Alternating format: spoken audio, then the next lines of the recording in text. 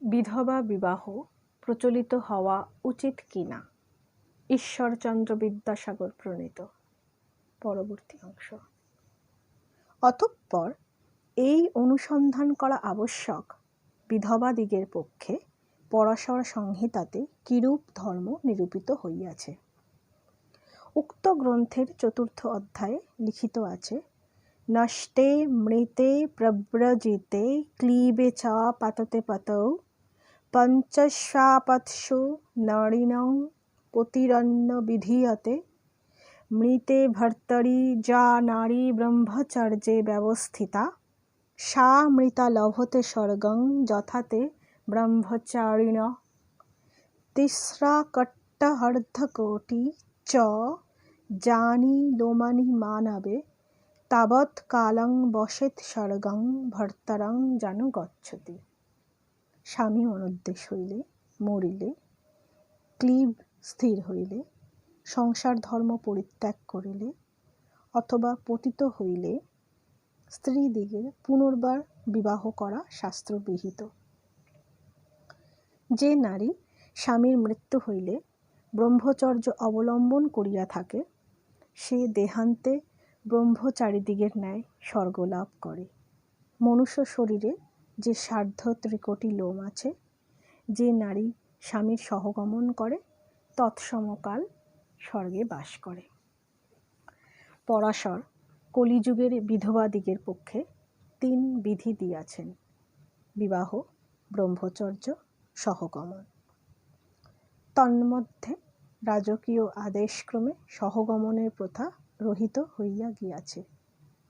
এক্ষণে বিধবাদিগের ২ মাত্র পথ আছে, বিবাহ ও ব্রহ্মচর্য। ইচ্ছা হয় বিবাহ করিবেক, ইচ্ছা হয় ব্রহ্মচর্য করিবেক। কলিযুগে ব্রহ্মচর্য অবলম্বন করিয়া দেহযাত্রা নির্বাহ করা বিধবাদিগের পক্ষে অত্যন্ত কঠিন হইয়া উঠিয়াছে। এই নিমিত্তই লোকহিতৈষী ভগবান পরাশর সর্বপ্রথম বিবাহেরই বিধি দিয়াছেন। সে যাহা হোক, স্বামীর অনুদ্দেশ প্রভৃতি ৫ প্রকার বৈগুণ্য ঘটিলে স্ত্রীলোকের পক্ষে বিবাহের স্পষ্ট বিধি প্রদর্শিত হওয়াতে কলিযুগে সেই অবস্থায় বিধবার পুনর্বার বিবাহ করা শাস্ত্রসম্মত কর্তব্যকর্ম বলিয়া অবধারিত হইতেছে। কলিযুগে বিধবা বিবাহ শাস্ত্রবিহিত কর্তব্যকর্ম স্থির হইল। এক্ষণে এই বিবেচনা করা আবশ্যক, বিধবা পুনর্বার বিবাহিতা হইলে তৎগর্ভজাত পুত্রের পৌনর্ভব সংজ্ঞা হইবে কিনা। পরাশর সংহিতাতেই এ বিষয়ের মীমাংসা আছে। পূর্ব যুগে ১২ বিধ পুত্রের ব্যবস্থা ছিল, কিন্তু পরাশর কলিযুগে ৩ প্রকার পুত্র মাত্র বিধান করিয়াছেন, যথা ঔরস ক্ষেত্রজশ্চৈব দত্তঃ কৃত্রিমকসুতঃ। ঔরস, দত্তক, কৃত্রিম এই ৩ প্রকার পুত্র। পরাশর কলিযুগে ঔরস, দত্তক, কৃত্রিম ত্রিবিধ পুত্রের বিধি দিতেছেন, পৌনর্ভবের উল্লেখ করিতেছেন না। কিন্তু যখন বিধবা বিবাহের বিধি দিয়াছেন, তখন বিবাহিতা বিধবার গর্ভজাত পুত্রকেও পুত্র বলিয়া পরিগ্রহ করিবার বিধি দেওয়া হইয়াছে। এক্ষণে বিবেচনা করা আবশ্যক, ওই পুত্রকে ঔরস, দত্তক অথবা কৃত্রিম বলা যাইবে। উহাকে দত্তক অথবা কৃত্রিম বলা যাইতে পারে না, কারণ যদি পরের পুত্রকে শাস্ত্রবিধান অনুসারে পুত্র করা যায়, তবে বিধানের বৈলক্ষণ্য অনুসারে তাহার নাম দত্তক অথবা কৃত্রিম হইয়া থাকে। কিন্তু বিবাহিতা বিধবার গর্ভে স্বয়ং উৎপাদিত পুত্র পরের পুত্র নহে, এই নিমিত্ত উহাকে দত্তক অথবা কৃত্রিম বলা যাইতে পারে না। শাস্ত্রকারেরা দত্তক ও কৃত্রিম পুত্রের যে লক্ষণ নিরূপিত করিয়াছেন, তাহা বিবাহিতা বিধবার গর্ভে স্বয়ং উৎপাদিত পুত্রে ঘটিতেছে না।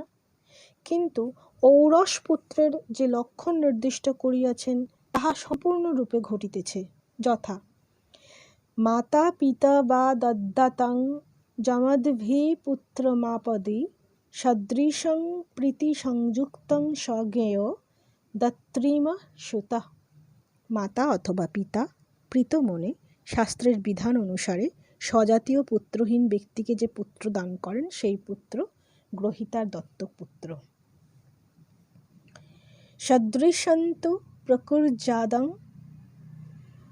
গুণদোষ বিচক্ষণম পুত্রং পুত্রগুণৈর্যুক্তং স বিজ্ঞেয়স্ত কৃত্রিমঃ। গুণদোষ বিচক্ষণ পুত্রগুণযুক্ত যে স্বজাতীয় ব্যক্তিকে পুত্র করে সেই পুত্র কৃত্রিম পুত্র। সে ক্ষেত্রে সংস্কৃতায়ন্ত স্বয়মুৎপাদয়দ্ধি যমা তমৌ রসং বিজানীয়াৎ পুত্রং প্রথম কল্পিকম। বিবাহিতা স্বজাতীয়া স্ত্রীতে স্বয়ং যে পুত্র উৎপাদন করে সেই পুত্র ঔরস পুত্র এবং সেই মুখ্য পুত্র।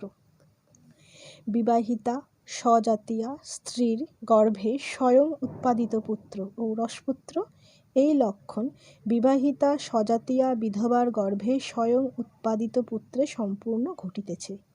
অতএব যখন পরাশর কলিযুগে বিধবার বিবাহের বিধি দিয়াছেন এবং ১২ প্রকারের মধ্যে কেবল ৩ প্রকার পুত্রের বিধান করিয়াছেন, এবং যখন বিবাহিতা বিধবার গর্ভে স্বয়ং উৎপাদিত পুত্রে দত্তক ও কৃত্রিম পুত্রের লক্ষণ ঘটিতেছে না, কিন্তু ঔরস পুত্রের লক্ষণ সম্পূর্ণ ঘটিতেছে, তখন তাহাকে অবশ্যই ঔরস পুত্র বলিয়া স্বীকার করিতে হইবে। কলিযুগে বিবাহিতা বিধবার গর্ভে স্বয়ং উৎপাদিত পুত্রকে পৌনর্ভব বলিয়া গণনা করা কোনো ক্রমে পরাশরের অভিপ্রেত বলিয়া প্রতিপন্ন করা যাইতে পারে না। পূর্ব যুগে তাদৃশ পুত্রের পৌনর্ভব সংজ্ঞার ব্যবহার ছিল। যদি কলিযুগে সেই পুত্রকে পৌনর্ভব বলা আবশ্যক হইত, তাহা হইলে পরাশর কলিযুগের পুত্র গণনা স্থলে অবশ্যই পৌনর্ভবের নির্দেশ করিতেন। তদ্রূপ নির্দেশ করা দূরে থাকুক, পরাশর সংহিতাতে পৌনর্ভব শব্দই নাই। অতএব কলিযুগে বিবাহিতা বিধবার গর্ভে স্বয়ং উৎপাদিত পুত্রকে পৌনর্ভব না বলিয়া ঔরস বলিয়া গণনা করিতে হইবে, তাহার সন্দেহ নাই। কলিযুগে বিধবা বিবাহ যে শাস্ত্রবিহিত কর্তব্য কর্ম তাহা নির্ধারিত হইল। এক্ষণে এই অনুসন্ধান করা আবশ্যক, শাস্ত্রান্তরে কলিযুগে এ বিষয়ের নিষেধক প্রমাণ আছে কিনা। কারণ অনেকে কহিয়া থাকেন পূর্ব যুগে বিধবা বিবাহের বিধান ছিল, কলিযুগে এ বিষয় নিষিদ্ধ।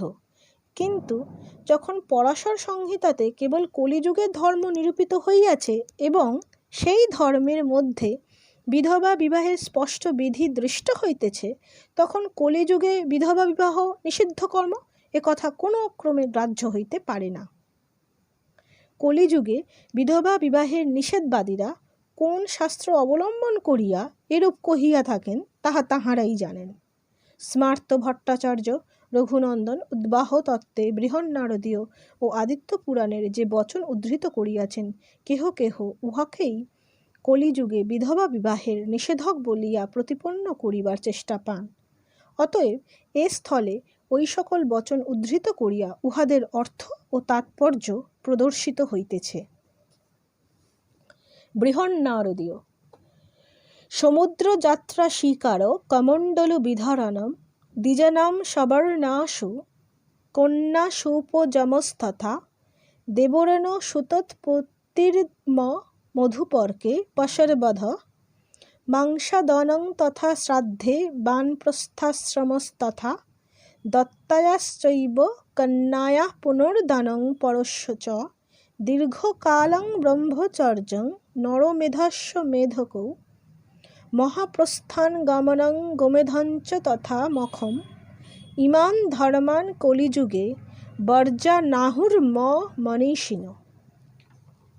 সমুদ্রযাত্রা, কমণ্ডলু ধারণ, দ্বিজাতির ভিন্ন জাতীয় স্ত্রীর পাণিগ্রহণ, দেবর দ্বারা পুত্রোৎপাদন, মধুপর্কে পশুবধ, শ্রাদ্ধে মাংসভোজন, বানপ্রস্থ ধর্মের অবলম্বন, একজনকে কন্যা দান করিয়া সেই কন্যার পুনরায় অন্য বরে দান, দীর্ঘকাল ব্রহ্মচর্যানুষ্ঠান, নরমেধযজ্ঞ, অশ্বমেধযজ্ঞ, মহাপ্রস্থান গমন, গোমেধ যজ্ঞ। পণ্ডিতেরা কলিযুগে এই সকল ধর্ম বর্জনীয় কহিয়াছেন। এই সকল বচনের কোনো অংশেই বিধবা বিবাহের নিষেধ প্রতিপন্ন হইতেছে না। যাহারা একজনকে কন্যা দান করিয়া সেই কন্যার পুনরায় অন্য বরে দান, এই ব্যবহারের নিষেধকে বিধবা বিবাহের নিষেধ বলিয়া প্রতিপন্ন করিতে চেষ্টা পান, তাহারা ওই নিষেধের তাৎপর্য গ্রহণ করিতে পারেন নাই। পূর্ব যুগে এই ব্যবহার ছিল। কোনো ব্যক্তিকে বাগদান করিয়া পরে তদপেক্ষায় উৎকৃষ্ট বর পাইলে তাহাকেই কন্যা দান করিত, যথা সকৃৎ প্রদীয়তে কন্যা হরংস্তাং চৌর্দণ্ডভাগ দত্তামপি হরেৎ পূর্বাৎ শ্রেয়াংশ্চ দর আব্রজেৎ। কন্যাকে এক বর মাত্র দান করা যায়, দান করিয়া হরণ করিলে চৌরদণ্ড প্রাপ্ত হয়। কিন্তু পূর্ববর অপেক্ষা শ্রেষ্ঠ বর উপস্থিত হইলে দত্তা কন্যাকেও পূর্ববর হইতে হরণ করিবেক, অর্থাৎ তাহার সহিত বিবাহ না দিয়া উপস্থিত শ্রেষ্ঠ বরের সহিত কন্যার বিবাহ দিবেক। পূর্ব যুগে অগ্রে এক বরে কন্যা দান করিয়া পরে সেই বর অপেক্ষা শ্রেষ্ঠ বর উপস্থিত হইলে তাহাকে কন্যা দান করার এই যে শাস্ত্রানুমত ব্যবহার ছিল, বৃহন্নারদীয়ের বচন দ্বারা ওই ব্যবহারের নিষেধ হইয়াছে। অতএব ওই নিষেধকে কলিযুগে বিধবা বিবাহের নিষেধ বলিয়া বোধ করা কোনো ক্রমে বিচারসিদ্ধ হইতেছে না। আর যখন পরাশর সংহিতাতে কলিযুগে বিধবা বিবাহের স্পষ্ট বিধি দৃষ্ট হইতেছে, তখন কষ্ট কল্পনা করিয়া বৃহন্নারদীর এই বচনকে বিধবা বিবাহের নিষেধক বলা কোনো মতে সঙ্গত হইতে পারে না। আদিত্য পুরাণ। দীর্ঘকালং ব্রহ্মচর্যং ধারণঞ্চ কমণ্ডল দেবরণ সুতৎপত্তির দত্তকন্যা প্রদীয়তে কন্যা নাম সবর্ণানাং বিবাহশ্চ দ্বিজাতিভি আততায়ী দ্বিজাগ্রগণাং ধর্মযুদ্ধেন হিংসানাম বানপ্রস্থাশ্রমস্যাপি প্রবেশ বিধিদেশিত বৃত্তসাধ্যায় সাপেক্ষ মেঘসংকোচনং তথা প্রায়শ্চিত্ত বিধানঞ্চ বিপ্রাণাং মরণান্তিকম সংসর্গদোষ পাপেষু মধুপর্কে পশরবধ দত্তৌর্ষেতরে শান্তু পুত্রত্বেন পরিগ্রহ শূদ্রেষু দাস গোপালকুলমিত্যর্ধ শিরিণাম ভোজ্যন্নতা গৃহস্থস্য তীর্থসেবাতি দুরত ব্রাহ্মণাদিষু শূদ্রশ পক্কতাদি ক্রিয়াপি চ ভৃগগ্নিপতঞ্চৈব বৃদ্ধাদিমরণং তথা এতানি লোকগুপ্তার্থং কলেরাদৌ মহত্তভি নিবর্তিতানি কর্মাণি ব্যবস্থাপূর্বকং বুধৈ। দীর্ঘকাল ব্রহ্মচর্য, কমণ্ডলু ধারণ, দেবর দ্বারা পুত্রোৎপাদন, দত্তা কন্যার দান, দ্বিজাতির অসবর্ণা কন্যার প্রাণীগ্রহণ, ধর্মযুদ্ধে আততায়ী ব্রাহ্মণের প্রাণবধ, বানপ্রস্থাশ্রম অবলম্বন, চরিত্র ও বেদাধ্যয়ন অনুসারে অসৌচ সংকোচ, ব্রাহ্মণের মরণান্ত প্রায়শ্চিত্ত, পাতকীর সংসর্গে দোষ, মধুপর্কে পশুবধ, দত্তক ও উরস ভিন্ন পুত্র পরিগ্রহ, গৃহস্থ দ্বিজের শূদ্র মধ্যে দাস, গোপাল ও অর্ধশীরির অন্নভোজন, অতিদূর তীর্থযাত্রা, শূদ্র কর্তৃক ব্রাহ্মণের পাকাদিক্রিয়া, উন্নত স্থান হইতে পতন, অগ্নিপ্রবেশ, বৃদ্ধাদির মরণ। মহাত্মা পণ্ডিতেরা লোকরক্ষার নিমিত্তে কলির আদিতে ব্যবস্থা করিয়া এই সকল কর্ম রহিত করিয়াছেন। এই সকল বচনেরও কোনো অংশে বিধবা বিবাহের নিষেধ প্রতিপন্ন হইতেছে না। দত্তা কন্যার দান এই অংশের নিষেধকে যে বিধবা বিবাহের নিষেধ বলা যাইতে পারে না, তাহা বৃহন্নারদীয় বচনের ঐরূপ অংশের মীমাংসা দ্বারা প্রতিপাদিত হইয়াছে। কেহ কেহ কহিয়া থাকেন, আদিত্য পুরাণে দত্তক ও উরস ভিন্ন পুত্র পরিগ্রহের যে নিষেধ আছে, উহা দ্বারাই বিধবা বিবাহের নিষেধ সিদ্ধ হইয়াছে। তাহাদের অভিপ্রায় এই যে পূর্ব যুগে বিবাহিতা বিধবার গর্ভজাত পুত্রকে পৌনর্ভব বলিত। যখন কলিযুগে দত্তক ও ঔরস ভিন্ন পুত্র পরিগ্রহের নিষেধ হইয়াছে, তখন পৌনর্ভবকেও পুত্র বলিয়া পরিগ্রহ করিবার নিষেধ সুতরাং সিদ্ধ হইতেছে। বিবাহ করা পুত্রের নিমিত্তে যদি বিবাহিতা বিধবার গর্ভজাত পৌনর্ভবের পুত্রত্ব নিষিদ্ধ হইল, তখন সুতরাং বিধবার বিবাহও নিষিদ্ধ হইল। এই আপত্তি আপাতত বলবতী বোধ হইতে পারে, এবং পরাশর সংহিতা না থাকিলে এই আপত্তি দ্বারাই বিধবা বিবাহের নিষেধ প্রতিপন্ন হইতে পারিত। যাহারা এই আপত্তির উত্থাপন করিয়া বিধবা বিবাহের নিষেধ সিদ্ধ করিতে যত্ন পান, বোধ করি পরাশর সংহিতাতে তাহাদের দৃষ্টি নাই। পূর্ব যুগে বিবাহিতা বিধবার গর্ভজাত পুত্রের পৌনর্ভব সংজ্ঞার ব্যবহার ছিল যথার্থ বটে, কিন্তু পূর্বে কলিযুগে বিবাহিতা বিধবার গর্ভজাত পুত্রের পৌনর্ভব সংজ্ঞা বিষয়ে যে আলোচনা করা গিয়াছে, তদ্দ্বারা ইহা বিলক্ষণ প্রতিপন্ন হইয়াছে কলিযুগে বিবাহিতা বিধবার গর্ভজাত সন্তান ঔরস পুত্র, পৌনর্ভব নহে। অতএব যদি তাদৃশ পুত্র পৌনর্ভব না হইয়া ঔরস হইল, তবে দত্তক ঔরস ভিন্ন পুত্রের পুত্রত্ব নিষেধ দ্বারা কিরূপে কলিযুগে বিধবা বিবাহের নিষেধ সিদ্ধ হইতে পারে। বৃহন্নারদীয় ও আদিত্য পুরাণ বচনের যেরূপ তাৎপর্য ব্যাখ্যাত হইল, তদনুসারে ওই সকল বচন কোনো মতে কলিযুগে বিধবা বিবাহের নিষেধবোধক হইতেছে না। যদি নিষেধবাদীরা ওই ব্যাখ্যাতে সন্তুষ্ট না হইয়া বিধবা বিবাহের শাস্ত্রীয়তা বিষয়ে বিবাদ করেন, অর্থাৎ বৃহন্নারদীয় ও আদিত্য পুরাণের ওই সকল বচনকে বিধবা বিবাহের নিষেধক বলিয়া আগ্রহ প্রদর্শন করেন, তবে এক্ষণে এই কথা বিবেচ্য হইতেছে যে পরাশর সংহিতাতে বিধবা বিবাহের বিধি আছে, আর বৃহন্নারদীয় ও আদিত্য পুরাণে বিধবা বিবাহের নিষেধ আছে। ইহার মধ্যে কোন শাস্ত্র বলবৎ হইবে? অর্থাৎ পরাশরের বিধি অনুসারে বিধবা বিবাহ কর্তব্যকর্ম বলিয়া পরিগণিত হইবে, অথবা বৃহন্নারদীয় ও আদিত্য পুরাণের নিষেধ অনুসারে বিধবা বিবাহকে অকর্তব্য কর্ম বলিয়া স্থির করা যাইবে। এ বিষয়ে মীমাংসা করিতে হইলে এই অনুসন্ধান করা আবশ্যক, শাস্ত্রকারেরা শাস্ত্রের পরস্পর বিরোধ স্থলে তদীয় বলাবল বিষয়ে কি সিদ্ধান্ত করিয়াছেন। ভগবান বেদব্যাসের প্রণীত ধর্মসংহিতাতে এ বিষয়ের মীমাংসা আছে, যথা শ্রুতি স্মৃতি পুরাণানাং বিরোধ যত্র দৃশ্যতে তত্র শ্রৌতং প্রমাণন্তু তয়োর্দ্বৈধে স্মৃতি বর্বরা। যে স্থলে বেদ স্মৃতি ও পুরাণের পরস্পর বিরোধ দৃষ্ট হইবে, তথায় বেদই প্রমাণ, আর স্মৃতি ও পুরাণের পরস্পর বিরোধ হইলে স্মৃতিই প্রমাণ। অর্থাৎ যে স্থলে কোনো বিষয়ে বেদে এক প্রকার বিধি আছে, স্মৃতিতে অন্য প্রকার, পুরাণে আর এক প্রকার, সে স্থলে কর্তব্য কি, অর্থাৎ কোন শাস্ত্র অবলম্বন করিয়া চলা যাইবে। কারণ মনুষ্যের পক্ষে তিনই শাস্ত্র, এক শাস্ত্র অবলম্বন করিয়া চলিলে অন্য দুই শাস্ত্রের অবমাননা করা হয়, এবং শাস্ত্রের অবমাননা করিলে মনুষ্য অধর্মগ্রস্ত হয়। এই নিমিত্ত ভগবান বেদব্যাস মীমাংসা করিতেছেন, বেদ স্মৃতি ও পুরাণের পরস্পর বিরোধ হইলে স্মৃতি ও পুরাণ অনুসারে না চলিয়া বেদ অনুসারে চলিতে হইবে, আর স্মৃতি ও পুরাণের পরস্পর বিরোধ হইলে পুরাণ অনুসারে না চলিয়া স্মৃতি অনুসারে চলিতে হইবে। অতএব দেখো, প্রথমত বৃহন্নারদীয় ও আদিত্য পুরাণের বচনের যেরূপ তাৎপর্য ব্যাখ্যাত হইয়াছে, তদ্দ্বারা কোনো মতে বিধবা বিবাহের নিষেধ সিদ্ধ হইতেছে না। দ্বিতীয়ত, যদি ওই সমস্ত বচনকে কথঞ্চিৎ বিধবা বিবাহের নিষেধক বলিয়া প্রতিপন্ন করিতে পারো, তাহা হইলে পরাশর সংহিতার সহিত বৃহন্নারদীয় ও আদিত্য পুরাণের বিরোধ হইল। অর্থাৎ পরাশর কলিযুগে বিধবা বিবাহের বিধি দিতেছেন, বৃহন্নারদীয় ও আদিত্য পুরাণ কলিযুগে বিধবা বিবাহের নিষেধ করিতেছেন। কিন্তু পরাশর সংহিতা স্মৃতি, বৃহন্নারদীয় ও আদিত্য পুরাণ পুরাণ, পুরাণকর্তা স্বয়ং ব্যবস্থা দিতেছেন স্মৃতি ও পুরাণের পরস্পর বিরোধ হইলে পুরাণ অনুসারে না চলিয়া স্মৃতি অনুসারে চলিতে হইবে।